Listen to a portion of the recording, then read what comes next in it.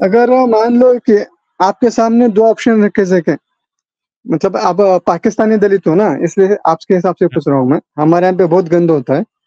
हाँ। आपके सामने अगर 2 ऑप्शन है, महात्मा गांधी और बैरिस्टर जीना, तो आप किसको चुनोगे? देखें, अब ये क्वेश्चन बड़ा मुश्किल है, मगर मैं एक चीज जानता हूं कि महात्मा गांधी जो है ना, वो जिन्ना तो कुछ भी नहीं है महात्मा गांधी के सामने। जिन्ना जो था ना, वो असल में गोरों का वाकई जबरदस्त किस्म का पिट्ठू था। और आज भी मैं आपको एक बात बता सकता हूं, मैं क्यों जिन्ना को नहीं चुनूंगा। जिन्ना ने पाकिस्तान बनाया। देखें, इंडिया में कॉन्स्टिट्यूशन पास हुआ, कॉन्स्टिट्यूशन में दलित्स को राइट्स दिए गए, सही है। उनको कोटाज मिले, उनको आगे बढ़ने के लिए अपॉर्चुनिटी मिली। पाकिस्तान में जिन्ना के पाकिस्तान बनाने की वजह से ये पाकिस्तान के दलितों को कभी भी नहीं मिल पाया। अगर हम लोग भी इंडिया ना, मतलब बंटवारा ना होता, ठीक है, जो कि गांधी जी नहीं चाहते थे कि बंटवारा हो, ठीक है, अगर बंटवारा ना होता तो डेफिनेटली हम भी, बाबा साहब अंबेडकर ने जो कानून लाया था, जो कॉन्स्टिट्यूशन लाया था, जो दलित राइट्स के लिए काम किया था, डेफिनेटली मेरे जैसे लोग और मेरी कम्युनिटी के लोग पाकिस्तान में वो उससे फायदा जरूर उठा लेते। ठीक है, इसलिए मैं ये बात समझता हूं कि एनी डे गांधी इज, मतलब 100 टाइम्स बेटर देन जिन्ना। मगर मैं फिर ये भी कहूंगा कि बाबा साहब is 100 times better than Gandhi. ठीक है, हाँ, वो सही है, उसका नहीं बोल रहा मैं। 2 ऑप्शन बोल रहा हूँ, वैसा तो अम्बेडकर को चुनेंगे, लेकिन गांधी और जिन्ना के इसमें। और दूसरा था पंडित नेहरू और लियाकत अली खान, दोनों में से। वो लियाकत अली खान तो आप जिन्ना से भी 1000 गुना घटिया आदमी कह दें उसको। तो आप लियाकत अली खान पाकिस्तान के करंट प्रॉब्लम्स की वजह है।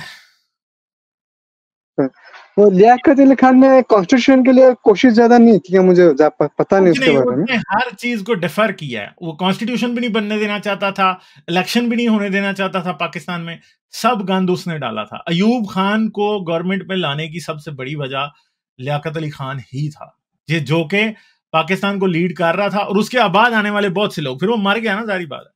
ठीक है, जो काम उसने शुरू किया था, बाद में आने वाले 6 वजीर आजम वही काम करते रहे। इलेक्शन डिफर करो, पाकिस्तान का कॉन्स्टिट्यूशन ना बनने दो, और बस तमाशा लगाए रखो। देखें, पाकिस्तान 1973 तक कॉन्स्टिट्यूशन नहीं बना सका।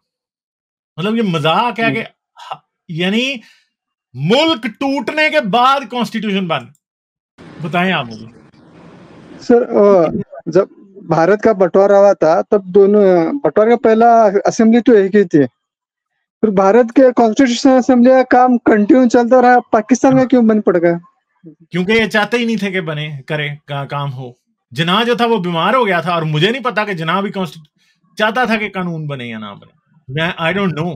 ठीक है, मगर ये बात तो हमें अच्छे तरीके से पता है कि लियाकत अली खान, मोहम्मद अली बोगरा और बहुत से ऐसे लोग थे जो कि कॉन्स्टिट्यूशन, एक और भी बड़ी वजह थी कॉन्स्टिट्यूशन ना बनने की। शुरू से वेस्ट पाकिस्तान वाले ये समझते थे कि अगर एक फेयर कॉन्स्टिट्यूशन बन गया तो गवर्नमेंट हमेशा ईस्ट पाकिस्तान वालों के हाथ में होगी, यानी बांग्लादेश के हाथ में, क्योंकि बांग्लादेश ठीक है, उनकी पॉपुलेशन ज्यादा थी। और ये पॉसिबल ही नहीं था कि वेस्ट पाकिस्तान वाले जाके ईस्ट में कैंपेन करते और ईस्ट वाले आके वेस्ट में कैंपेन करते। ये हो नहीं सकता था। ठीक है, तो पाकिस्तान का जो सबसे बड़ा प्रोविंस होना था ना, वो बांग्लादेश होना था असल में। पंजाबियों से बहुत ज्यादा थे वो। ठीक है, और पंजाबी फौज ये नहीं चाहती थी कि वो गवर्नमेंट में आए, और ना ही गोरों के छोड़े हुए पिट्ठू जो थे ये सारे के सारे ये चाहते थे कि वो गवर्नमेंट में आए। और मेरे ख्याल में तो पाकिस्तान को शुरू से ही 2 टुकड़े होना चाहिए था, होना ही नहीं चाहिए था। ये ईस्ट और वेस्ट पाकिस्तान वाला ड्रामा जो है ना, ये अगर इनमें जरा सी भी अकल होती ना, तो ये शुरू में ही खत्म कर देते। आज तक इनके बांग्लादेश से अच्छे रिलेशन होते हैं। उनको कहते हैं यार तुम उधर गवर्नमेंट करो, अपना मुल्क बनाओ, ये इम्प्रैक्टिकल सा मुल्क है, हम नहीं चला सकते इसको, खत्म हो जाती बात। और एक पूछना था, हमारे इधर जो बहुत से, मतलब गांधी दलित में से बहुत से लोग हैं जो महात्मा गांधी, पंडित नेहरू गालियां देते हैं।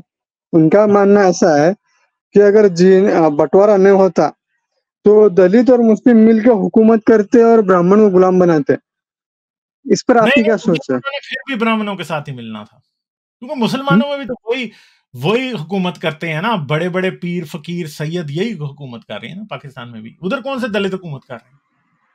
नहीं, ऐसा यह मानते हैं कि अगर दोनों एक, मतलब मुस्लिम लीग और दलित एक होते हैं तो देश पर हुकूमत करते हैं।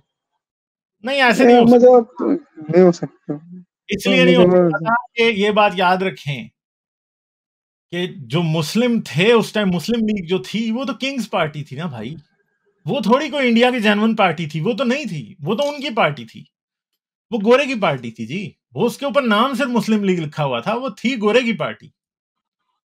वो जहां पे गोरा कहता था ना वहां पे वो अंगूठे लगा देते थे, वहां पे वो निशान लगा देते थे।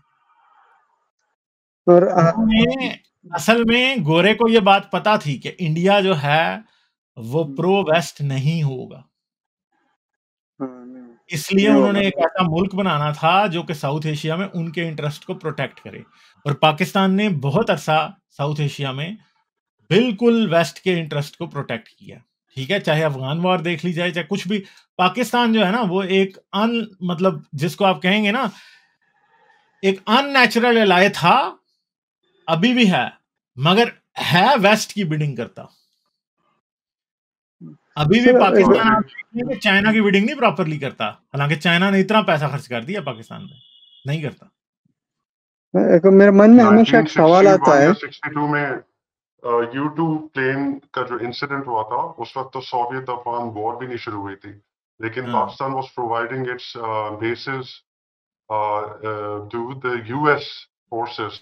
तो वहां पेशावर में जो U2 प्लेन उड़ा था यूएस का, जिसने सोवियत यूनियन की टेरिटरी में एंटर होकर वहां से तस्वीरें खींची थी उनकी सिविलियन एंड मिलिट्री इंफ्रास्ट्रक्चर्स की। व्हेन दे फाउंड आउट, क्योंकि वो जो उनका जहाज गिरा भी दिया था इन्होंने, और फिर पता चला था कि it had actually phloem from Peshawar, तो उसके बाद सोवियत यूनियन ने धमकी दी थी। तो यूएस, यू राइट तालिब, Pakistan since the early 50s से वो यूएस कैंप में डिलिबरेटली, हालांकि initially they wanted India to be coming into the camp, लेकिन इट वाज डिफिकल्ट। फिर Pakistan obviously was willing to bend over backwards west के लिए, और यूएस एलाय बनना चाह रहा था, तो फिर ऑब्वियसली मिलिट्री एड आई, फाइनेंसिंग आई उनको कैंप में ज्वाइन कर। फिर उन्होंने अपनी जो भी ऑब्जेक्टिव्स थे, लार्जर ऑब्जेक्टिव्स वेस्टर्न वर्ल्ड के, यूएस के in that region, Pakistan put those objectives before its own sovereignty. तो आज जो वहाँ हाल है लोगों का, वो जो डिसीजंस हुक्मरानों ने उस वक्त लिए और अब तक ले रहे हैं, वो अब उसकी वजह से भुगत रहे हैं। और वेस्ट की बिडिंग से भी पाकिस्तान असल में, वेस्ट की बिडिंग की वजह से भी पाकिस्तान असल में डेमोक्रेसी नहीं है। क्योंकि ये बात याद रखिएगा कि पाकिस्तान में जो फौज थी ना, हमेशा वेस्ट ये जानता था कि फौज को बस अपने काबू में रखो और फौज पाकिस्तान को काबू में रखे। वो आज तक चल रहा है। सर आखिरी सवाल मतलब है। आप ये देखें सुने तो सही, अयूब खान डिक्टेटर को मलका बरतानिया ने बुला के पूरा रॉयल गार्ड उसके सामने किया। वो जब पाकिस्तान गई तो वो उसके साथ मतलब ऐसे बैठे हुए थे ये लोग, जैसे भी अमेरिकन प्रेसिडेंट आते थे या ब्रिटिश क्वीन आती थी या उनके प्राइम मिनिस्टर्स आते थे, तो वो उसको ऐसे अयूब खान को शो करते थे कि जैसे वो पूरे पाकिस्तान में वो पता नहीं कोई बहुत बड़ा डेमोक्रेटिक लीडर है। वो एक डिक्टेटर था बेगैरत किस्म का, जिसको ये हमेशा एंडोर्स करते थे। जियाउल हक के साथ ये इतने क्लोज रहे, मुशर्रफ के साथ ये इतने क्लोज रहे। मतलब आप देखें पाकिस्तान के बदतरीन डिक्टेटर्स जो थे वो इनके बडीज थे हमेशा। और असल में जब दुनिया ये कहती है ना कि वेस्ट ने डिक्टेटर्स को सपोर्ट किया हर जगह पे, तो भाई पाकिस्तान में सीधी मिसाल है सामने। हाँ जी, ठीक है जंदू। आखिरी सवाल था मेरा, एक मिनट किधर गया? हाँ जी आप, हाँ जी किधर गया यार? तो आवाज नहीं आ जब रही वेस्ट ने जो अमेरिका बोलो ब्रिटेन बोलो, उन्होंने जितनी मदद इसराइल को की उससे ज्यादा मदद तो पाकिस्तान को ही, फिर वो हिसाब से इसराइल से पाकिस्तान की तरक्की ज्यादा होना ना।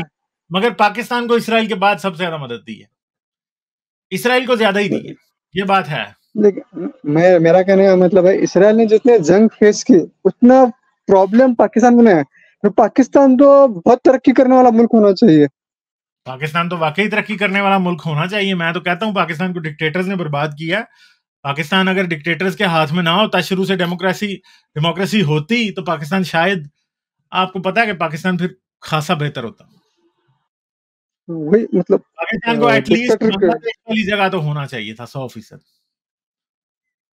एक मतलब दुनिया मैं की यू powerful economy था। आई थिंक गालिब मैं इनका ये कहने का मकसद ये है कि यूएस कैंप और यूएस वालों की बिडिंग करने के बाद भी पाकिस्तान इतना जवाल क्यों आया, ये हाँ कहना चाहते हैं। सही डिक्टेटरशिप सही है। इकोनॉमी को नहीं ये रिपेयर कैंप पे कर जाने के सकते जी, बाद भी डिक्टेटर्स इकोनॉमी को रिपेयर नहीं कर सकते, उनको पता नहीं होता कैसे चलाना है। वो हमेशा सिक्योरिटी स्टेट के तौर पे एक स्टेट को चला सकते हैं, वो ट्रेड करने वाली इकोनॉमिकल स्टेट के तौर पे स्टेट को नहीं चला सकते। तो डिक्टेटर्स की जो पावर होती है ना, वो ब्रिटल होती है और उसको उसमें फ्लेक्सिबिलिटी नहीं होती, और फ्लेक्सिबल नेचर ऑफ गवर्नमेंट चाहिए होती है इकोनॉमी को इंप्रूव करने के लिए, वो नहीं हो सकता।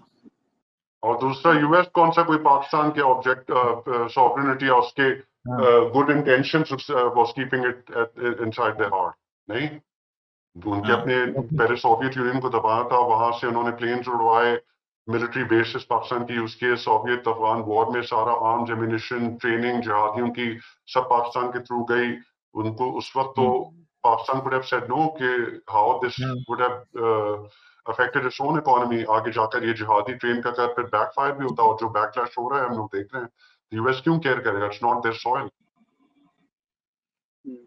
ठीक है, शॉर्ट ज़ारा टर्म बेनिफिट्स आखिरी होते हैं, उस वक्त आपको मिलिट्री एड मिलता है, सिविलियन एड मिल रही होती है, प्राइमरीली मिलिट्री एड मिल रही होती है, लेकिन फिर वो it's getting into the wrong hands ना। It's not doing anything for social development. It's not increasing education या healthcare improve नहीं कर रहा होता। आपके economic indicators temporarily या short haul में बेहतर हो जाते हैं, लेकिन long haul में उसका बहुत बुरा असर होता है, और आज हम लोग देख रहे हैं। और दूसरी बात यह है कि मिलिट्री जब डिक्टेटर्स को एड मिलती है ना, चाहे सिविलियन भी मिले, तो वो खा जाते हैं। पाकिस्तान की जितनी भी एड मिली है वो कौन खा गया? फौज खा गई सारी की सारी। क्या है, कोई नहीं मिली किसी को, गरीबों को थोड़ी मिली है, वो तो खा गए हैं सारे के सारे, खुद ही खत्म हो गई बात। ठीक है, जाते एक बात बोल के मैं चला जाता हूँ। पिछले स्ट्रीम में आपने कहा था हिंदू राष्ट्र का मतलब हिंदू पाकिस्तान है, आपने 100% सही कहा था। मेरा फेसबुक पे दोस्तों के साथ जब चर्चा होती है तो वो बोलते हैं कि पाकिस्तान साथ कैसे हो सकता है, तो फिर उनके दिमाग में क्या होता है, हिंदू राष्ट्र का मतलब हिंदू इसराइल। मैंने कहा हिंदू इसराइल क्यों नहीं होता, इसराइल जो है वन स्टेट नेशन है, स्टेट भी वही है नेशन भी वही है। पाकिस्तान वैसा नहीं है, पाकिस्तान एक नेशन है, उसमें स्टेट है, पंजाब बलूचिस्तान सिंध स्टेट है।